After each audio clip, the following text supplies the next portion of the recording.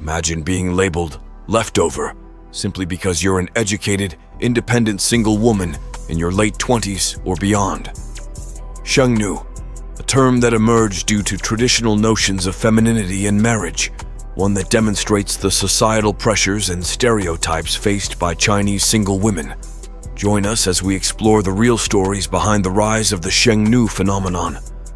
Are you ready to discover the truth behind the leftover?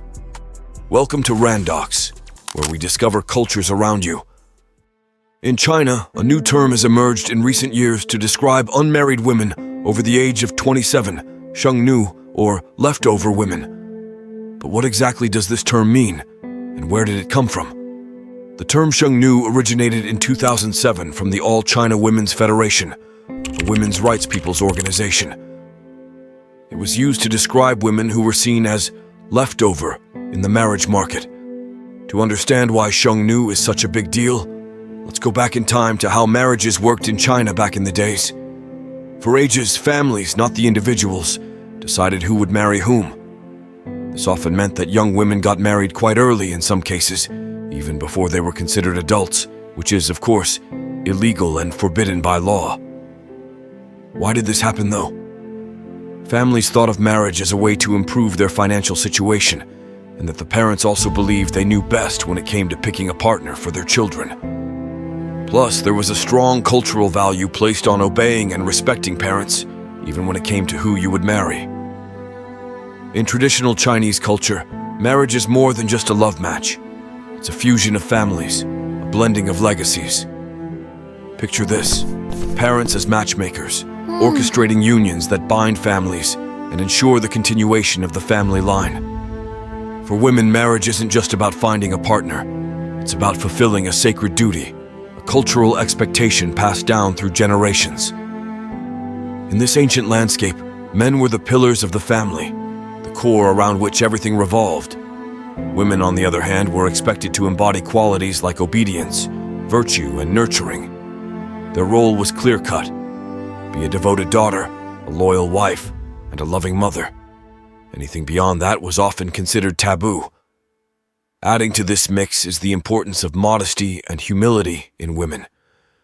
Being too bold or independent was frowned upon, seen as deviating from the expected path.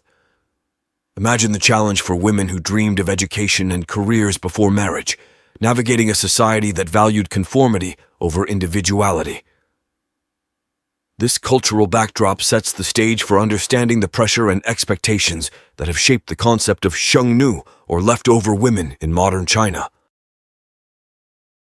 The one-child policy, implemented in China from 1979 to 2015, had a profound impact on the country's demographic landscape, and consequently on societal attitudes towards marriage and women.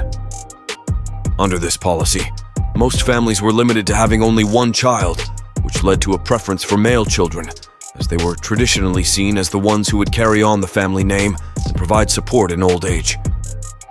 This preference resulted in a significant gender imbalance, with more men than women in the population. Recognizing the challenges posed by the gender imbalance situation, the Chinese government decided to take steps to address it by reinforcing the stigmatization of single women as a means to actively encourage them to marry, as of which results in creation of the label Sheng Nu. The one-child policy also contributed to a shift in societal expectations regarding marriage and women. With fewer women available due to the gender imbalance, women gained more autonomy and bargaining power in the marriage market nowadays.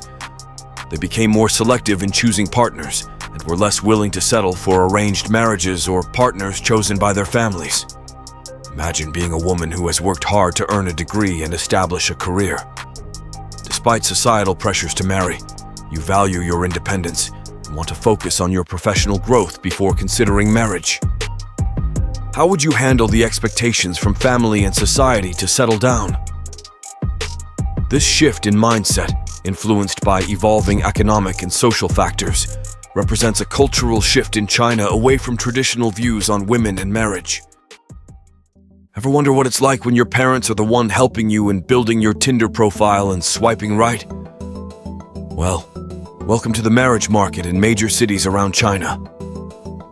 Every Saturday and Sunday, thousands of parents of unmarried adults gather in the blind date corner at People's Park in Shanghai. Your profile would be printed out in a piece of A4 paper with your information, such as your age, height, job, income, education level, etc., listed. Interesting, isn't it? This phenomenon reflects the deep-seated concerns of Chinese society, particularly among those born in the 1950s and 1960s. This generation, having endured the hardships of being sent to rural areas during Mao's era and being impacted by the one-child policy, seeks to improve their children's lives by finding them ideal spouses. Some parents hope that a good marriage will provide a shortcut to a more affluent life for their children, while others prioritize finding a spouse from a similar background to ensure familial stability. The Sheng Nu phenomenon also embodies a profound cultural transformation in China. Instead of viewing the term Sheng Nu negatively, many women have embraced it as a badge of honor. They see it as a reflection of their strength, resilience, and refusal to settle for anything less than they deserve in life. It reflects a cultural shift where women are empowered to prioritize their own happiness and fulfillment over societal expectations. The concept of being leftover implies that a woman's worth is tied to her marital status, which is a deeply problematic and outdated notion. Why though? Why should being married be considered as a measure of a woman's value and completeness? Women, just like men, are multifaceted individuals with diverse aspirations, talents, and contributions to society beyond their marital status. This outdated notion reinforces harmful gender stereotypes and undermines the progress towards gender equality. As we move towards a more inclusive and equitable society, it is crucial to recognize and celebrate the diversity of experiences and choices that women make, including their choices around marriage. The Sheng Nu phenomenon in China reflects a complex interplay of cultural, societal, and economic factors shaping women's lives and aspirations. How can we, as a society, continue to support and empower women to define success on their own terms? How can we challenge and dismantle outdated stereotypes and expectations that limit women's choices and opportunities? Don't miss out on the next chapter of our journey. Like and subscribe now, and let the adventure begin.